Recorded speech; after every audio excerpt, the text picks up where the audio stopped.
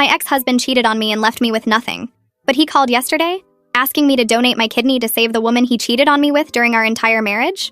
Brian left me 6 years ago for Stephanie, his 23-year-old assistant who he'd been sleeping with for 2 years of our 12-year marriage.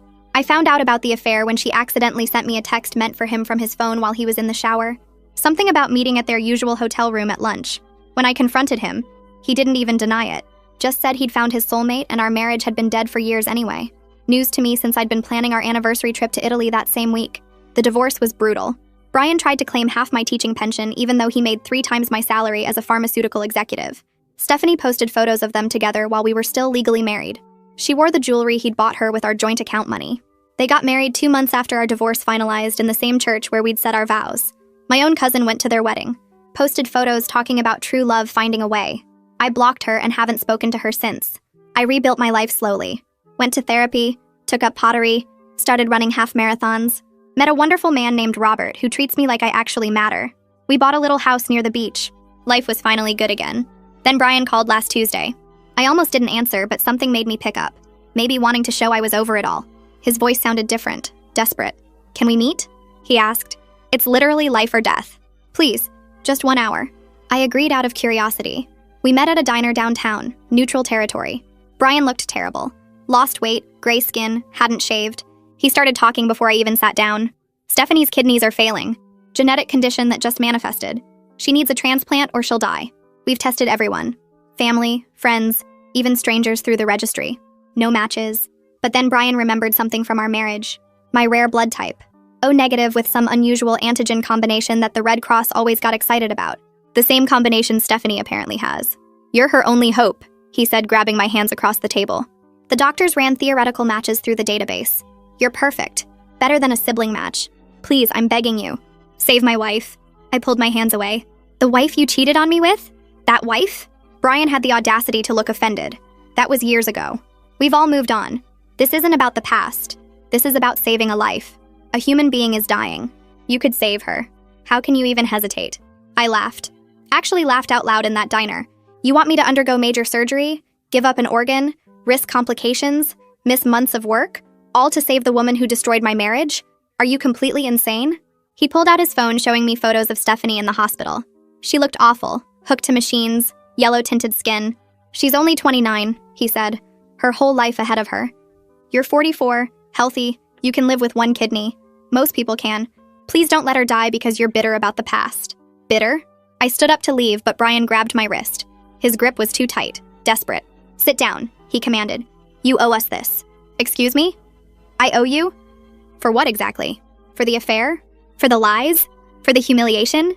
For taking half my savings in the divorce? What exactly do I owe you?" He let go but kept talking faster. "You could never give me children. Stephanie's pregnant. 8 weeks. If she dies, the baby dies. You'd be killing an innocent child. Could you live with that? 2 lives on your conscience because you can't forgive?" The pregnancy card. Of course. The thing he'd thrown in my face during the divorce. My infertility. The treatments that didn't work. The miscarriages he called my failure. Now suddenly an unborn baby was my responsibility? "You're a teacher. You're supposed to help people. You took an oath to do no harm." "That's doctors, you idiot," I said. "I teach 3rd grade. And even if I was a doctor, I wouldn't be obligated to donate organs to home wreckers." "Robert's waiting in the car," I said. "My husband. We're going to dinner after this." Brian's face went red. "You remarried? When? Why didn't I know?" I grabbed my purse and stood up without answering him.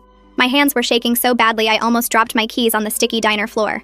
I walked out into the parking lot and spotted Robert's blue sedan exactly where I'd left him. Engine running, reading something on his phone. He looked up when I opened the door and his face changed immediately. He put his phone down and reached for my hand. "Are you okay?" he asked quietly. I shook my head because I couldn't form words yet. My throat felt tight and my eyes were burning. "I'm not even close to okay right now," I finally managed to say. Robert started driving toward our house without asking where to go. He just knew. The streetlights blurred past my window while I tried to figure out where to even start explaining. He waited patiently, 1 hand on the wheel and 1 hand holding mine. Finally, I just started talking. I told him everything Brian had said about Stephanie's kidneys failing, about the genetic condition that came out of nowhere, about how they'd tested everyone they could find. I explained the rare blood type thing, how Brian remembered from our marriage that I had this unusual combination that made me a perfect match. Better than a sibling match, the doctors apparently said. I told him about the pregnancy, 8 weeks along, and how Brian tried to make it my fault if anything happened to the baby. Robert listened to every word without interrupting once. He didn't tell me what to do or how to feel.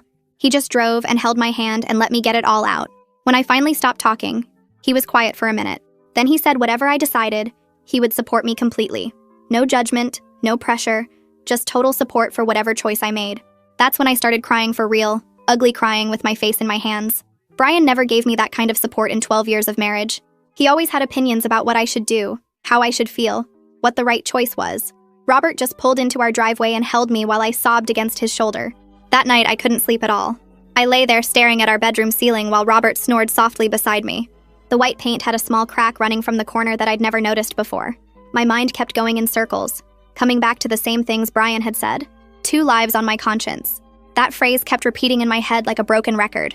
A teacher who helps people. An innocent baby who never did anything wrong. Did I owe them this somehow? Was I being selfish by even hesitating? I rolled over and stared at the clock. 2 in the morning. 3 in the morning. 4 in the morning. Robert's breathing stayed steady and calm next to me. I watched the sky start getting lighter through our curtains. The next morning, I was a complete mess at the school. During reading circle time, I called on the same student twice in 5 minutes. Leanie raised her hand again, and I said, "Yes, Leanie. What did you think?" And she looked confused and said, "I just answered that question." The other kids giggled, and I felt my face get hot. After dismissal, when all the students left, my principal knocked on my classroom door. She came in and sat down at one of the tiny student desks, her knees practically up to her chest. "Is everything all right at home?" she asked gently. I started putting away books and tried to say yes, everything's fine. But then I just stopped and turned around and told her the whole bizarre situation. My ex-husband who cheated on me wants me to donate a kidney to save his pregnant wife who used to be his assistant, the woman he cheated with during our entire marriage. She sat there in that little desk and listened to the whole story. My principal was quiet for a moment after I finished. Then she said organ donation is a beautiful thing when people choose it freely. But nobody owes their body to anyone, regardless of history or circumstances.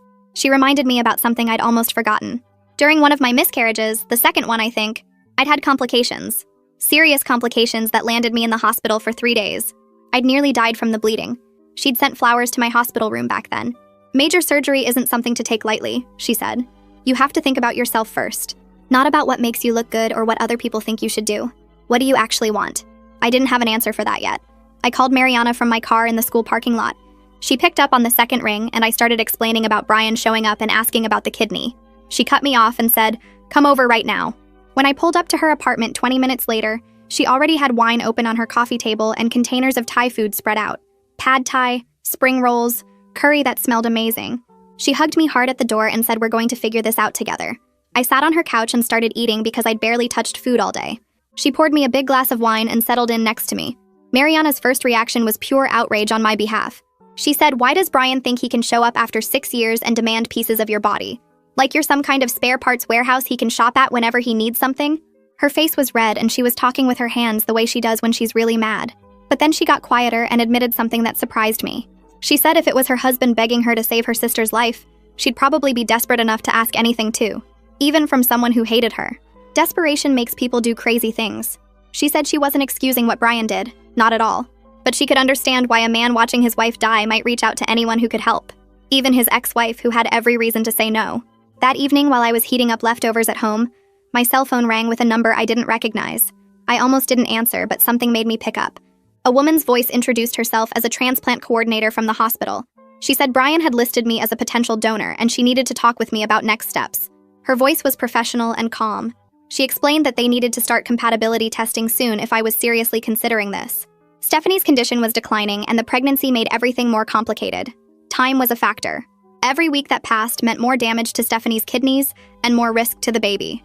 She asked if I'd be willing to come in for initial blood work and tissue typing. Just to see if I really was a match, she said.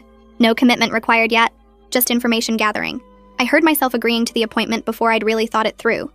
I told myself that getting information wasn't the same as committing to anything. I could always back out later. Robert drove me to the medical center 2 days later. He held my hand in the waiting room while I filled out forms. He held my hand while we walked back to the lab. He held my hand while the technician tied a rubber band around my arm and found a vein. She drew what felt like a dozen vials of blood, little tubes with different colored caps that she labeled carefully. Purple top, red top, blue top. Each one for different tests. My arm ached afterward, and I had a cotton ball taped over the needle mark. Robert bought me juice and cookies from the vending machine because I felt dizzy. The test results came back within 3 days. The transplant coordinator called me on my lunch break at the school. I stepped outside into the hallway to take the call. She sounded excited when she told me I was an exceptional match. Better than most sibling donors, she said. My specific antigen combination made rejection extremely unlikely. The numbers were almost perfect. She started talking about next steps and scheduling more detailed medical evaluations. Her enthusiasm made my stomach hurt. I thanked her and said I needed time to think. After I hung up, I sat on the floor in the hallway and put my head between my knees. Being a perfect match should have felt good, like I could actually help someone. Instead, it just made everything worse. Now the choice felt more real, more immediate, more impossible to escape. Brian's first text arrived the next morning while I was brushing my teeth. A photo of Stephanie in her hospital bed, tubes running from her arms, looking small and sick. The message said her numbers dropped overnight. I deleted it without responding, but my hands shook holding the phone. Another text came during my lunch break at the school. This time an ultrasound image, grainy and gray, with a tiny bean shape in the center. "Our baby," the text said. "Your biological match could save them both." I put my phone face down on my desk and tried to focus on grading spelling tests. The texts kept coming. Every morning, every afternoon, every evening. Updates on Stephanie's creatinine levels, photos of her sleeping, screenshots of medical charts I didn't understand. Sometimes just one-word messages. "Please, think about it. Time is running out." I never responded, but I couldn't make myself block his number either. Something kept me reading each message, looking at each photo, feeling trapped between my anger at him and his obvious panic about losing her. Robert noticed me staring at my phone one evening while we were making dinner together. He put down the knife he was using to chop vegetables and turned to face me. "What do you actually want to do?" he asked. "Not what you think you should do. Not what would make you look good to other people. What do you want?" I opened my mouth to answer, but nothing came out. The question felt too big, too complicated. I realized I didn't actually know what I wanted because I was still too angry to think straight about any of it. Was I saying no because it was the right choice for me? Or because I wanted to punish Brian for what he did? Was saying yes the compassionate thing? Or just me giving in to guilt and pressure? Robert waited patiently while I struggled to form words. "I don't know yet," I finally admitted. "I think I'm too mad to figure out what's right versus what's just me being vindictive." He nodded and went back to chopping carrots. "That's fair," he said. "Take your time." I called Fleur the next day during my planning period at the school. She was my therapist for 3 years after the divorce, the one who helped me work through all the betrayal and shame and anger until I felt stable again. I hadn't needed her in 2 years, thought I was past all that. Her receptionist put me on hold. Then Fleur's voice came on the line asking how I was doing. When I explained about Brian's request, about the kidney match, about feeling like I was drowning in this decision, she made space for me that same afternoon. "Someone canceled," she said. But even if they hadn't, she would have fit me in. She recognized this could undo years of healing if I didn't process it carefully. Fleur's office looked exactly the same. Same gray couch, same box of tissues on the side table, same abstract painting on the wall that I used to stare at during hard sessions. She listened while I explained everything, taking notes occasionally, her face neutral and calm. When I finished, she set down her pen and looked at me directly. "Brian is using your infertility as a weapon," she said. "He's framing this as you killing a baby, when really the question is whether you're obligated to undergo major surgery for someone who hurt you deeply. Those are two completely different things." I felt something shift in my chest hearing her say it out loud. She helped me separate Brian's manipulation tactics from the actual medical situation. The guilt he was loading onto me about the pregnancy, about being a teacher who helps people, about having a rare blood type. None of that changed the basic fact that my body belonged to me, and I got to decide what happened to it. During our next session, Fleur asked me a question that made everything suddenly clear. "What would you tell one of your third graders if someone demanded they give up something precious because someone else needed it more?" I pictured my classroom, my students with their gap-toothed smiles and scraped knees. "I'd tell them their body belongs to them," I said slowly, "that nobody else gets to decide what happens to it. Not their parents, not their friends, not anyone." Fleur nodded. "So why doesn't that apply to you?" The question sat heavy in the room. 3 days later, Brian was waiting by my car in the school parking lot when dismissal ended. I saw him from the building entrance and my whole body went tense. Several other teachers were walking to their cars nearby and they noticed my face, the way I stopped walking when I saw him. 2 of them stayed close, pretending to chat while clearly keeping an eye on the situation. Brian stepped forward when I approached. "I'm sorry for ambushing you here," he started, "but I'm running out of time and options. Stephanie's kidney function dropped another 15% this week. The doctors say she might not make it to her second trimester without dialysis, and that could harm the baby." His voice cracked on the last word.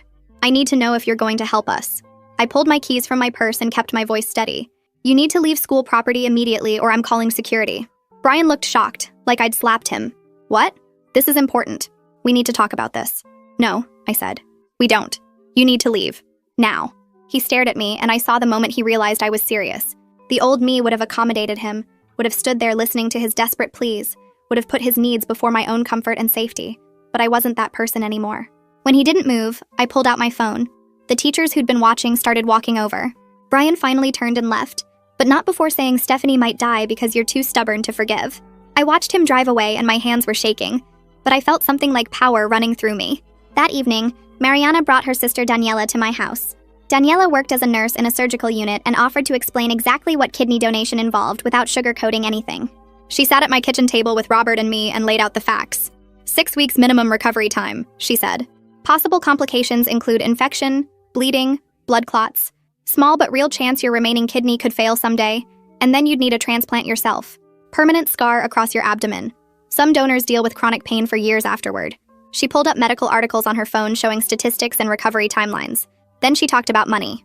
Lost wages during recovery, she continued. If complications happen, insurance might not cover everything. You'd need follow-up care for years, regular testing to monitor your remaining kidney. Most donors don't regret it when they're helping family members they love, but you need to ask yourself if Stephanie qualifies as someone you'd willingly suffer for. The question hung in the air while Robert reached over and took my hand. 2 days later, my phone rang from a number I didn't recognize. I almost sent it to voicemail, but something made me answer. A smooth male voice introduced himself as Gavin Crawford, Brian's attorney, and he wanted to discuss the donation situation in a more professional capacity. His tone was friendly at first, asking how I was doing and thanking me for taking his call. But then he shifted gears. He mentioned how unfortunate it would be if this matter became public knowledge. A successful elementary school teacher refusing to save a young mother and her unborn baby. The optics wouldn't look good for someone in my position working with children. He suggested we could avoid any potential scrutiny or media attention if I simply agreed to cooperate quietly. The transplant could happen discreetly, and everyone could move forward. He made it sound so reasonable, like he was doing me a favor by offering this quiet solution, but I heard the threat underneath every word. I told him I wasn't interested in continuing this conversation and hung up. My hands were shaking so badly I almost dropped the phone. I immediately called Robert at work, and he could hear the panic in my voice before I even explained what happened. He left his office right away and came home. We sat at the kitchen table and he made me repeat everything Gavin said word for word. Robert pulled out his laptop and started typing notes, creating a document with dates and times and exact quotes I could remember. He said we needed to document everything in case Brian escalated further.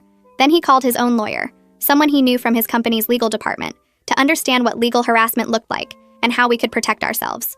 His lawyer said what Gavin did was ethically questionable and we should keep records of all contact. That evening, I opened Facebook to distract myself and saw a message request from an account I didn't recognize. When I clicked it, my stomach dropped. It was my cousin, the one who went to Brian and Stephanie's wedding 6 years ago.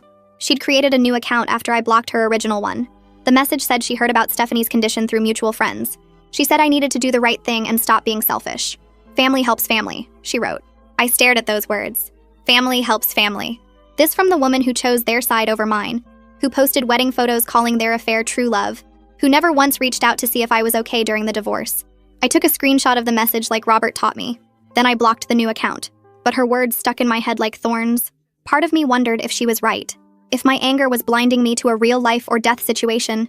If I was letting someone die because I couldn't forgive. The thoughts kept circling no matter how hard I tried to push them away. My next therapy session with Fleur couldn't come fast enough. When I told her about the guilt eating at me, she leaned forward in her chair. She said feeling guilty doesn't mean I'm actually guilty of anything. She explained how people use women's training to be helpful and self-sacrificing as a weapon, especially when children are involved. Brian knew exactly which buttons to push from 12 years of marriage. He knew about my infertility struggles, my teaching career, my desire to help people, and he was using all of it to manipulate me into giving up part of my body. Fleur asked if I would tell one of my students they had to give away something precious because someone else needed it more. I said no, never. She nodded and said that same rule applied to me. 3 days after that session, my phone rang again. This time it was a man who introduced himself as Benjamin Rogers, Stephanie's father. His voice was different from Brian's or his lawyer's. Quieter. Tired. He asked if I would be willing to meet with him, just to talk. He promised he wouldn't pressure me or make demands. He just wanted a chance to speak with me face to face. Something in his voice made me agree. We met at a coffee shop near my house. Benjamin was in his early 60s with gray hair and kind eyes. He thanked me for coming and bought my coffee. He told me about Stephanie growing up. How she loved animals and wanted to be a veterinarian as a kid. How she was excited about the pregnancy and had already picked out names. He talked about her dreams and her mistakes, and how scared he was of losing his daughter. He didn't excuse the affair. He said Stephanie made a terrible choice at 23 years old, and he wished she hadn't hurt me. But he asked if she should die for that mistake. If his grandchild should never be born because his daughter fell in love with the wrong man. His eyes filled with tears when he talked about planning her funeral instead of her baby shower. I listened and felt something shift inside me. Stephanie wasn't just the evil other woman anymore. She was someone's daughter. Someone who was barely an adult when she got involved with my husband. Someone who might actually die. After Benjamin left, I sat in my car in the parking lot and cried for 20 minutes straight. Everything felt more complicated now. The clear lines between right and wrong had blurred into gray areas I didn't know how to navigate. That night, Robert found me at the kitchen table with my laptop, reading kidney donation stories at 2 a.m. Success stories and horror stories and everything in between. He gently closed the laptop and took my hands. He reminded me I don't have to save everyone. That compassion doesn't require me to sacrifice myself. That whatever I decided wouldn't make me a bad person. But I couldn't stop thinking about it. The nightmares started that week. I dreamed about waking up on an operating table with a huge scar across my stomach, missing part of myself. I dreamed about complications that left me unable to teach or run or live the active life I'd rebuilt. I dreamed about Stephanie dying anyway despite the surgery. I dreamed about the baby growing up and finding me, asking why I let their mother die. I woke up gasping and sweating, and Robert held me until my breathing slowed. The nightmares made me realize how much fear was driving my inability to decide. I was scared of the surgery itself, scared of the recovery, scared of giving something precious to someone who hurt me, scared of living with regret either way. Mariana drove me to the transplant center 3 days later for the consultation I'd scheduled. The building was all glass and steel, modern and cold-looking. We sat in the waiting room with other people who looked scared or tired or both. A nurse called my name and led us to an exam room where the surgeon came in 15 minutes later. He was younger than I expected, maybe early 40s, with glasses and a calm way of talking that made everything sound routine. He shook my hand and Mariana's, then pulled up my test results on his computer. He walked through the procedure step by step, explaining how they'd remove my kidney through several small cuts instead of one big one. Recovery would take about 6 weeks minimum before I could return to work. There were risks like bleeding, infection, damage to other organs during surgery. Long-term, I'd need to avoid contact sports and certain medications. He stressed multiple times that this was completely voluntary, and I could change my mind at any point, even the morning of surgery if I showed up and decided I couldn't go through with it. His matter-of-fact tone somehow made it feel less overwhelming, like he was describing a routine dental procedure instead of removing part of my body. Then he mentioned something that made me sit up straighter. They'd found 3 other potential matches through the National Registry who were currently being evaluated. All 3 were going through the same testing process I'd completed. One was already scheduled for additional screening next week. This information hit me differently than I expected. I wasn't Stephanie's only hope. I was just her best match, her fastest option, the most convenient solution to her problem. That distinction felt huge suddenly. I'd been carrying this weight like I was the only thing standing between her and death. But that wasn't actually true. There were other possibilities. Brian had made it sound like I was her last chance, but really I was just the easiest path because of our history and his ability to guilt me. The surgeon asked if I had questions, and I found myself asking about those other donors, how long their evaluation might take. He said the process usually took 4 to 6 weeks from initial contact to surgery, assuming everything checked out medically and psychologically. So Stephanie had time. Not unlimited time, but time. Mariana squeezed my hand as we left the office. She could tell something had shifted in me during that appointment. My phone rang that night while Robert and I were making dinner. Brian's name on the screen made my stomach drop.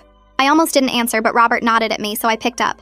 Brian was crying, actually sobbing into the phone. Stephanie had a medical emergency that afternoon. Her kidney function dropped suddenly and they thought they were losing her. The doctors stabilized her but said she was running out of time. He begged me to please just say yes, to stop torturing them with this waiting, to show mercy even if I couldn't forgive. His voice broke on the word mercy. I could hear machines beeping in the background, hospital sounds that brought back memories of my own time in hospitals during the miscarriages. Part of me wanted to give in right then just to make his pain stop. But another part of me, the part that had been growing stronger through therapy and time, recognized this as manipulation. The emergency might be real, but the pressure was calculated. I took a deep breath and told Brian I needed him to stop contacting me for 1 full week while I made my decision. He started arguing immediately, saying they didn't have a week, that every day mattered. I interrupted him, my voice steadier than I felt. If he reached out even once during that week, through any method, my answer would automatically be no. I would block his number and refuse all contact. The choice was his. Then I hung up before he could respond. My hands were shaking, but I felt something like power running through me. I'd set a boundary and enforced it. The silence from Brian over the next week felt strange, relieving but also anxiety-inducing in a way I hadn't expected. Without his constant pressure and updates and photos, I could finally hear my own thoughts about what I actually wanted versus what everyone else expected from me. The quiet created space for me to think clearly for the first time since that diner meeting. I found myself less focused on Stephanie and more focused on what this choice meant for my own life and future. Robert noticed the change in me. how I seemed calmer even though I still hadn't decided anything. I scheduled an emergency session with Fleur midweek because I needed help sorting through everything. She had me do an exercise that was harder than I expected. She asked me to imagine 2 scenarios. In the first, I donated the kidney. Was I doing it from genuine compassion for another human being in crisis, or from fear of being seen as vindictive and cruel? In the second, I refused to donate. Was I protecting my boundaries and bodily autonomy, or was I punishing Stephanie for Brian's choices during our marriage? The questions made me uncomfortable because the answers weren't clear. I wanted to believe I'd donate from pure compassion if I chose that path, but honestly, some of it would be about not wanting to be the villain in other people's stories. And I wanted to believe refusing was about boundaries, but some of it was definitely about anger at both of them for what they'd put me through. Fleur said that was okay, that motivations were usually mixed and complicated. What mattered was being honest with myself about all the factors driving my choice. During that same session, something else became clear. I was angry at myself. Angry for even considering this request, for letting Brian back into my life in any capacity, for allowing his emergency to become my crisis when I'd spent 6 years building a life that didn't include him. I'd worked so hard to move on, and here I was, trapped in his drama again, losing sleep over his problems. Fleur leaned forward and said something that stuck with me. That anger was information. It was telling me my boundaries had been violated the moment I agreed to meet Brian at that diner. Not by him asking, which was desperate but understandable, but by me entertaining the request as if I owed him consideration. She reminded me that I didn't owe Brian or Stephanie anything. Not my time, not my energy, and definitely not my organs. The fact that I was even weighing this decision showed how much his manipulation still affected me after all these years. Robert and I stayed up late that Friday night talking about our future and whether this decision affected it. We were sitting on our back porch watching the ocean, and he admitted he was worried about me going through major surgery. The risks scared him. The recovery time scared him. But he said he was more worried about me making a choice I'd regret either way. If I donated and something went wrong, would I resent Stephanie and Brian for the rest of my life? If I refused and she died, would I be able to live with that choice? He wasn't trying to influence me either direction. He was just being honest about his fears, which I appreciated more than any advice could have helped. I told him I didn't know yet what I'd regret more. That's what made this so hard. There was no clear right answer, just 2 different paths with 2 different sets of consequences I'd have to carry forever. Saturday morning, I drove to my elementary school, even though it was the weekend. The building was empty and quiet. I used my key to let myself into my classroom and sat at my desk surrounded by my students' artwork on the walls and their small chairs arranged in reading circles. I thought about the kids I taught, their trust in me, the way they looked up to teachers as examples of how to be in the world. What lesson was I teaching through this choice? That forgiveness requires self-sacrifice? That you should give pieces of yourself to people who hurt you because it's the kind thing to do? Or was I teaching that boundaries matter even when situations are desperate? That you can feel sympathy for someone suffering without making it your responsibility to fix? I sat there for over an hour trying to figure out which lesson I actually believed in. The classroom felt different empty like this, more like a stage than a real place. I realized I was performing even in my own head, trying to figure out which choice made me look better instead of which choice felt right. Sunday afternoon, Mariana came over with coffee and her laptop. She said we needed to make a list of pros and cons that went beyond the obvious stuff. We sat at my kitchen table and started writing. Not just simple things like surgery risks versus saving a life. We included questions about the future. How would I feel about this choice in 5 years? What did this teach my future self about my worth and my boundaries? What precedent did this set for how people could treat me and still expect my help? We wrote down concerns about Robert having to take care of me during recovery, when this wasn't his problem to deal with. We wrote down thoughts about whether I could handle seeing Brian at follow-up appointments, or if Stephanie had complications. We even wrote about the baby, and whether I'd wonder about that child growing up, whether they'd someday find out their mother's life was saved by the woman their father cheated on. The list grew to 2 full pages, and nothing on it made the decision any clearer. But somehow seeing it all written out made me feel less crazy for struggling with this. Mariana didn't try to tell me what to do. She just helped me see all the angles I'd been too emotional to consider clearly before. When she left that evening, I folded the list and put it in my nightstand drawer. I wasn't ready to decide yet, but I was getting closer to knowing what I actually wanted, separate from what anyone else thought I should want. The week passed slowly, each day feeling longer than the last while I waited to reach the point where I was ready to tell Brian my answer. Monday morning, my phone rang at 7 a.m. and Brian's name lit up the screen, but I let it go to voicemail while I got ready for work. He called again during lunch, then twice more that afternoon, and I ignored every single one because I needed just one more day to sit with my decision before everything changed. That evening, I called Fleur and asked if she could fit me in for one final session before I talked to Brian, and she cleared her schedule for the next morning. We met at her office at 8 a.m. and she had me sit in the chair across from her empty one. She asked me to pretend she was Brian and tell her my decision. Then we'd switch and I'd play Brian responding to myself. The role play felt silly at first, practicing saying no to an empty chair. But then Fleur started responding as Brian would, and suddenly it wasn't silly anymore. She begged and cried and called me selfish. Through every guilt trip and manipulation Brian had used before, and I practiced staying calm and firm through all of it. She grabbed my wrist during one round, and I practiced pulling away and stating my boundary clearly. By the end of the session, I felt ready. My decision solid in my chest like something I could hold on to when Brian tried to shake it loose. That night, I made Robert's favorite dinner and waited until we'd finished eating before I told him I decided not to donate my kidney. He set down his fork and came around the table to where I was sitting, pulling me up into a hug that lasted several minutes. I explained my whole reasoning while he held me, how this wasn't about punishing anyone, but about recognizing I didn't owe my body to people who hurt me, how other donors existed even if they took longer to find, how I needed to protect myself first. Robert pulled back to look at my face and said he was proud of me for choosing what was right for me instead of what was easiest, or what made me look best to other people.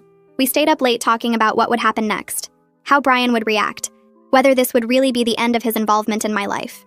The next morning, I called Brian before I could second-guess myself and told him to meet me at the same diner where this whole thing started. He agreed immediately, his voice jumping with hope that made my stomach hurt because I knew I was about to crush it. I got there first and took the same booth we'd sat in before, ordering coffee I didn't drink while I waited. Brian walked in 10 minutes later looking desperate and hopeful at the same time, his eyes scanning my face like he was trying to read my answer before I said it. He slid into the booth across from me and started to reach for my hands, but I pulled them into my lap. I didn't waste time with small talk or explanations about my process. I told him directly that I wasn't donating my kidney to Stephanie, and I watched his face go completely blank, like his brain couldn't process what I'd just said. I explained this wasn't about being vindictive or punishing anyone for the past, but about recognizing that I don't owe my body to anyone regardless of circumstances, and that other options exist, even if they're slower or less convenient than using me. The blankness on Brian's face shifted into shock, then anger, then suddenly he was crying, actual tears running down his cheeks while he called me a murderer. He said I was killing his wife and child, that I'd have to live with their deaths on my conscience forever, that he'd never forgive me and neither would anyone else who knew what I'd done. I stayed calm even though my hands were shaking under the table. I told him that Stephanie's medical condition wasn't my fault or my responsibility, that 3 other potential donors were being evaluated according to what the coordinator told me, and that his attempt to manipulate me with guilt just proved I'd made the right choice. I stood up to leave and Brian's hand shot out, grabbing my wrist exactly like he'd done during our first meeting, his fingers digging in hard enough to hurt. The waiter who'd served us that first time appeared immediately at our table asking if I needed help, and I said yes without hesitation. He told Brian he needed to leave right now or he'd call the police, and Brian finally let go of my wrist and stumbled out of the diner while other customers stared. I sat back down in the booth shaking but feeling strangely powerful for enforcing my boundary with witnesses, for not backing down when Brian tried to physically intimidate me into changing my answer. Robert picked me up 15 minutes later, and we drove to the beach near our house without talking much. We walked along the water holding hands while the wind blew my hair around and the waves crashed loud enough to drown out my thoughts. I felt lighter than I had in weeks, like I'd finally put down something heavy I'd been carrying since Brian first called, and Robert squeezed my hand like he understood without me having to explain it. 2 days later, Gavin Crawford called my cell phone with his lawyer voice on, threatening legal action and claiming I'd made verbal commitments during the medical testing that created an obligation. I told him I was recording the call and hung up, then immediately told Robert, who laughed and said his lawyer would find this hilarious. Robert's lawyer called me back an hour later, still chuckling, and confirmed I had zero legal obligation whatsoever, that organ donation is completely voluntary under all circumstances, and that any continued harassment could result in a restraining order against both Brian and his attorney. I showed up at the school the next morning feeling lighter than I had in weeks, and my principal, Mrs. Henderson, caught me smiling at my desk during planning period. She knocked on my doorframe and asked if she could come in, her face soft with concern. I told her I'd made my decision about the kidney and wasn't going through with the donation. She crossed the room and hugged me right there in my classroom, something she'd never done before. She said she was glad, that I deserved to protect myself, that the school would support whatever time I needed to process everything. Her words made my throat tight because I hadn't realized how much I needed someone in authority to tell me I'd made the right choice. She added that she'd been worried about me taking on major surgery during the school year, that my students needed me healthy and present. I thanked her and she squeezed my shoulder before leaving, and I sat there feeling validated in a way Brian's anger couldn't touch. Mariana texted me during lunch asking if I was free after work, saying she wanted to take me out. We met at a wine bar downtown, the kind with exposed brick and too many candle options. She ordered a bottle of Prosecco before I even sat down and raised her glass the moment it arrived. She said she was relieved I chose myself for once, her voice firm with conviction. She reminded me how I'd spent years accommodating Brian's needs and ignoring my own, how I'd scheduled my life around his pharmaceutical conferences and client dinners. She said this decision proved how much I'd grown since the divorce, that the old me would have said yes just to avoid being called selfish. I sipped my wine and realized she was right. 6 years ago, I would have donated the kidney just to prove I was a good person, to show Brian I was better than him. Now I understood that being good didn't require mutilating myself for people who'd already taken so much. My phone buzzed while Mariana was talking about her own divorce. A Facebook message notification from an account I didn't recognize. I opened it and saw my cousin's profile picture. A new account she'd created just to reach me. Her message called me evil. Said I was condemning an innocent woman and baby to death. That karma would come for me. I read it twice and felt nothing. No guilt or shame or anger. Her words landed differently this time, like they were bouncing off something solid instead of sinking in. I showed Mariana the message and she rolled her eyes.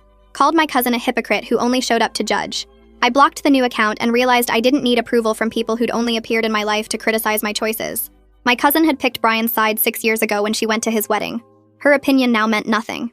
2 weeks passed in a blur of normal life. Teaching fractions, grading spelling tests, running on the beach with Robert. I stopped checking my phone every 5 minutes expecting Brian to call. Then Benjamin Rogers' number appeared on my screen one Tuesday afternoon. I almost didn't answer, but curiosity won. His voice sounded warm when he spoke. Nothing like the desperate father I'd met at the coffee shop.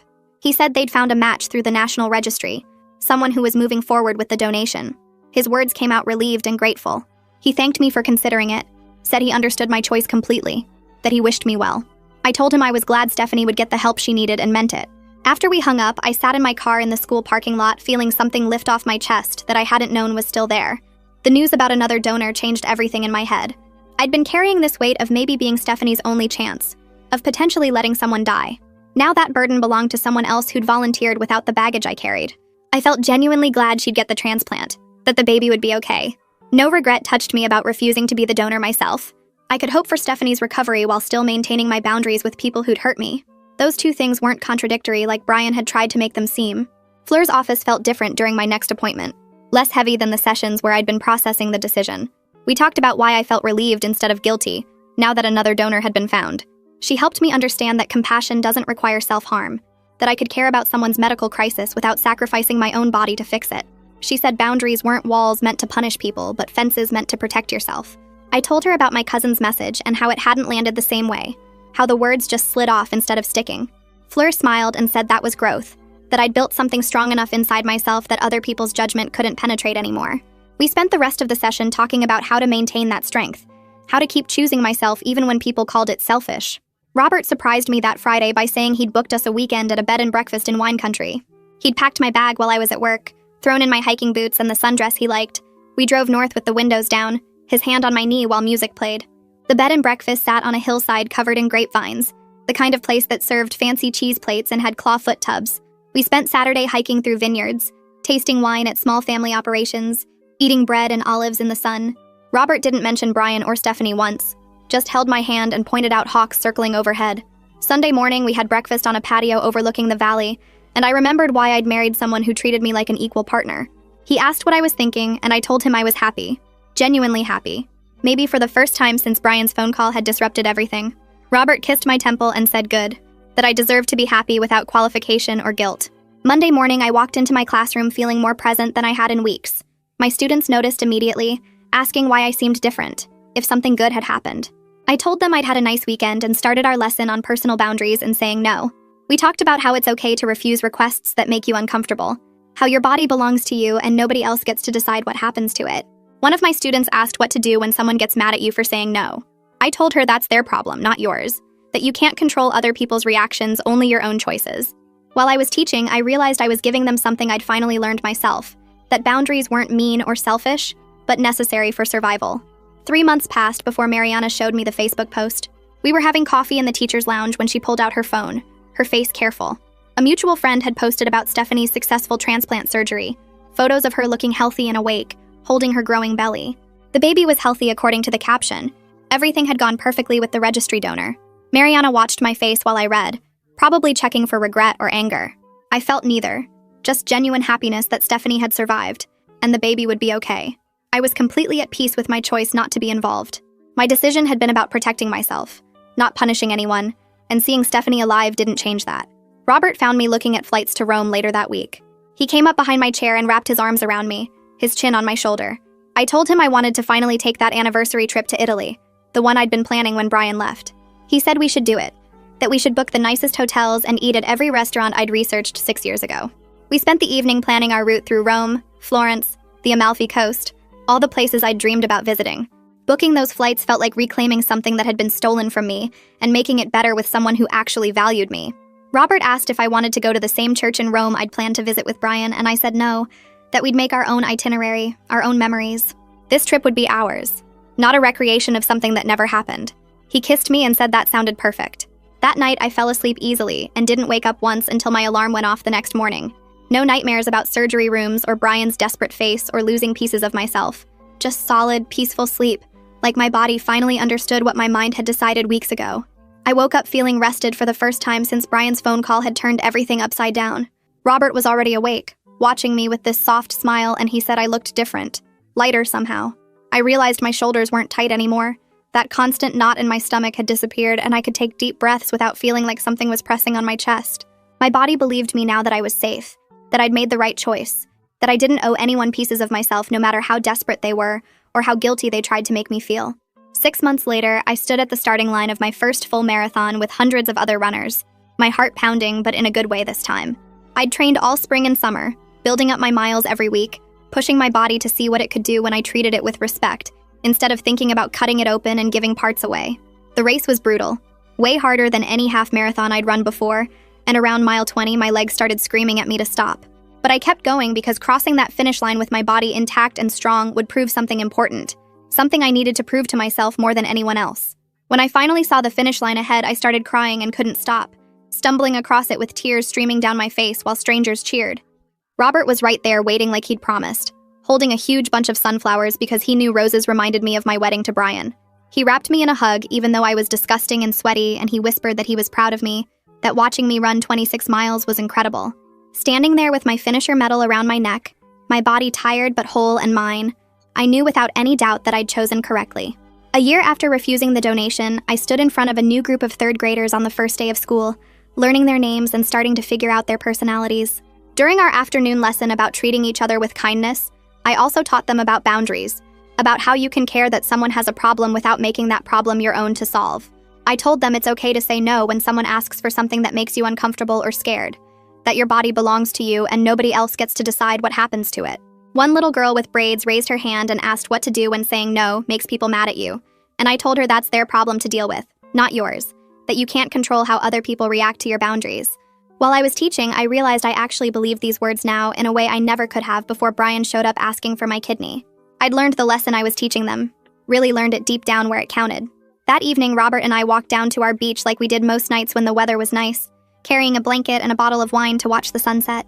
We sat close together with his arm around me while the sky turned orange and pink and purple, and out of nowhere, he said he admired how I'd handled everything with Brian.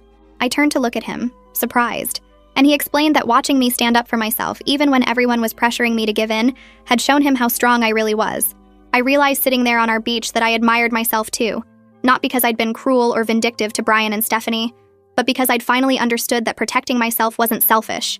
It was necessary. I'd chosen my own well-being over someone else's emergency, and that choice had led me here to this moment, genuinely happy with the life we'd built together in our little house by the water. The sunset painted everything gold, and I leaned into Robert's warmth, feeling completely at peace with every decision that had brought me to this exact spot.